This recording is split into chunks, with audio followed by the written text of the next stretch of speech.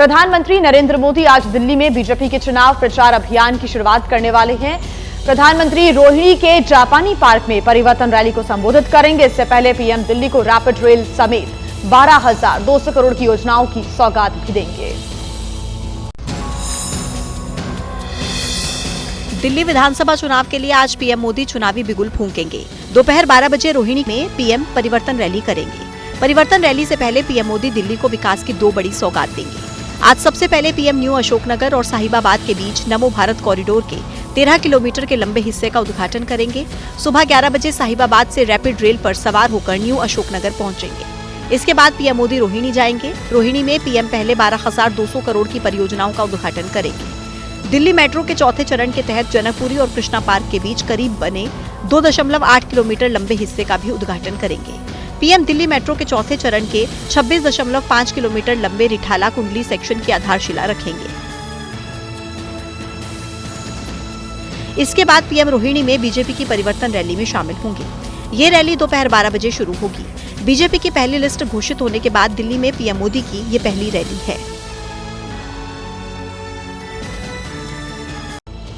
तो देखिए, दिल्ली विधानसभा चुनाव के लिए बीजेपी ने उम्मीदवारों की पहली सूची जारी कर दी है। नई दिल्ली सीट पर बीजेपी ने अरविंद केजरीवाल के खिलाफ पूर्व सांसद परवेश वर्मा को मैदान में उतारा है। बीजेपी की पहली लिस्ट में 29 उम्मीदवारों के नाम हैं। सबसे हाई प्रोफाइल नई दिल्ली सीट पर अरविंद केजरीवाल के सामने प्रवेश वर्मा को उतारा गया। पार्टी ने मेरे ऊपर में विश्वास जताया, उसके लिए मैं मेरी लीडरशिप का धन्यवाद करता हूं।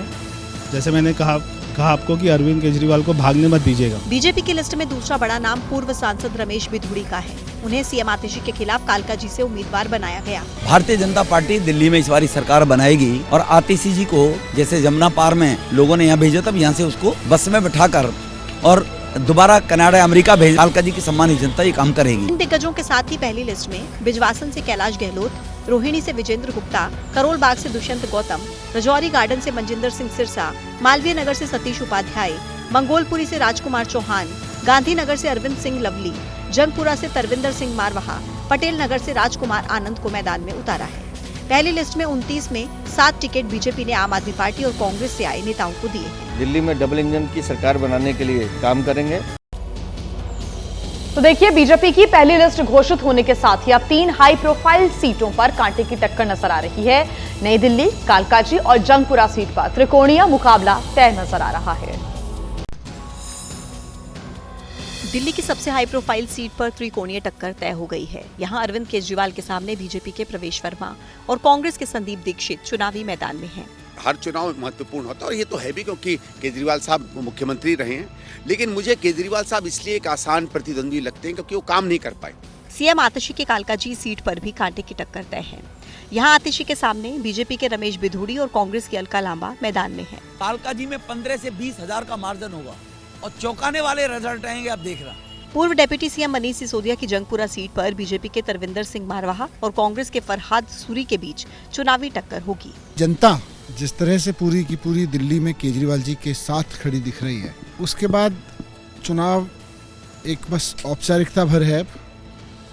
कुछ दिन की देरी है। अरविंद केजरीवाल जी दोबारा दिल्ली के मुख्यमंत्री पद पर बैठकर दिल्ली के उन सारे कामों को आगे बढ़ाएंगे जो उन्होंने किए हैं दिल्ली में, और जो नई घोषणाएं की हैं उन पर हम काम करेंगे। वहीं दिल्ली पुलिस ने कालकाजी में होने वाले म्यूजिकल नाइट प्रोग्राम को रोक दिया। सीएम आतिशी इस कार्यक्रम में शामिल होने वाली थी।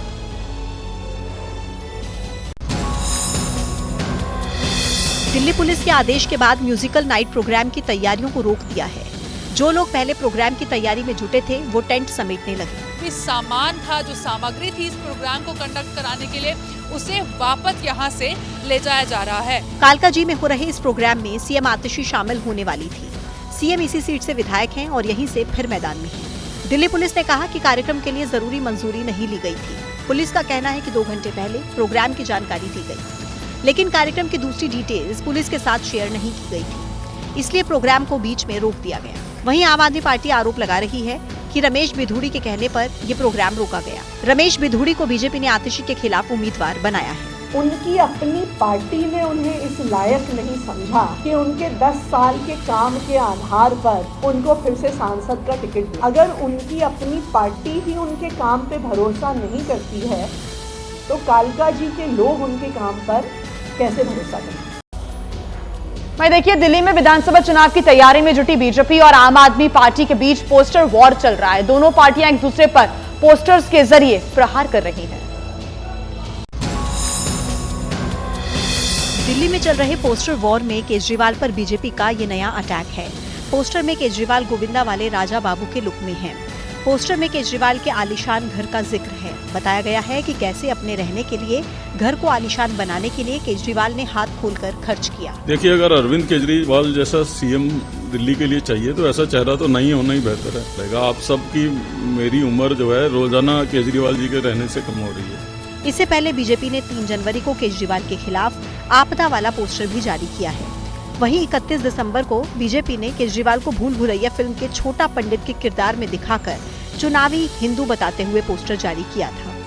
जनता ने मन बना लिया कि इस बार बदलाव करना है और कमल का फूल खिलाना है। बीजेपी के जवाब में आम आदमी पार्टी ने 30 दिसंबर को केजरीवाल का पोस्टर जारी किया था। वहीं 2 जनवरी को आम आदमी पार्टी ने केजरीवाल को अब तक के महानतम नेता बताते हुए पोस्टर रिलीज किया था।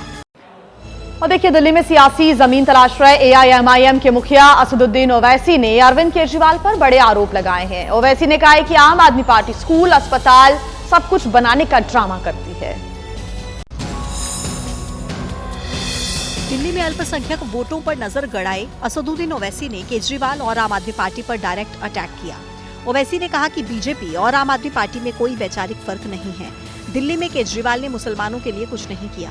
दिल्ली का कचरा लाकर जहां पर अल्पसंख्यक समाज के मुसलमान रहते हैं वहां पर लाकर उसको फेंकते हैं कि हम क्लिनिक बनाए, स्कूल बनाए। कहां बनाया तुमने, बताओ, जहां पर अल्पसंख्यक समाज के मुसलमान रहते हैं। ओवैसी की पार्टी मुस्तफाबाद सीट से दिल्ली दंगों के आरोपी ताहिर हुसैन को मैदान में उतारने का ऐलान कर चुकी है। चर्चा ये भी है कि एआईएमआईएम दिल्ली दंगों के दूसरे आरोपी शाहरुख पठान को सीलमपुर सीट से चुनाव लड़ा सकती है। ओवैसी केजरीवाल की धर्मनिरपेक्षता पर पहले भी सवाल उठा चुके हैं। ये सेकुलरिज्म है कि केजरीवाल को बेल मिल जाती है और दूसरों को नहीं मिलती। वाकिफ नहीं है जो लोग सफर के उसूल से साये की भीख मांग रहे हैं बबूल से। दिल्ली में ओवैसी की नजर मुस्लिम वोट्स पर है। दिल्ली में मुस्लिम आबादी 13% है। 12 सीटों पर मुस्लिम वोटर्स 20 से 65% तक हैं।